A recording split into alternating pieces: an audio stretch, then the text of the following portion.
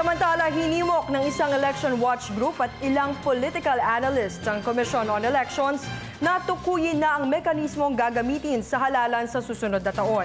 Mas malaki umano ang panganib kung babalik pa sa manual elections ang bansa. Si Ara Perez ang ating tagapagbalita. May hirapan na nga raw bumalik sa manual elections ang Pilipinas gayong nakaranas na ito ng automated elections na mas accurate at credible. Ayon sa political advisor na si Dindo Manhit at Rolando Guillermo ng PPCRV, salat sa human interventions ang automated elections kaya't oras na para natin ang teknolohiya. Mas mabilis din ang resulta ng mga nanalo, tulad na lamang noong nakaraang 2010 presidential elections kung saan sa loob lamang ng 12 oras ay may maayos ng tali. We felt we cannot go back to manual. We cannot even go to any hybrid system because the idea of transparency, we saw it there. The idea of being legitimate, the results, we saw it in the past 2 elections. But on the peaceful side, definitely, wala po masyadong napatayan doon.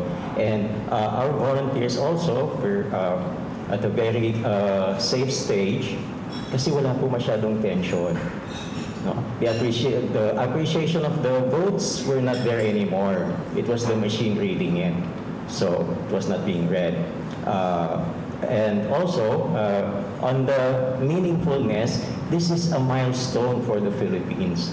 Kaya naman hinimok nila ang tukuyin na kung ano nga ba ang mekanismong gagamitin sa nalalapit na 2016 national elections. We cannot play with technology. We cannot play with concepts. This is the presidential election. We're talking about electing our president who will be the leader of our republic. And let's accept that there will always be commentators, criticisms, but the idea there at the end of the day, will the public accept it?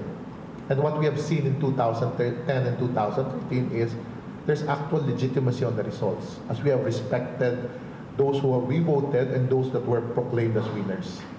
Para sa Telebisyon ng Bayan, Ara Perez.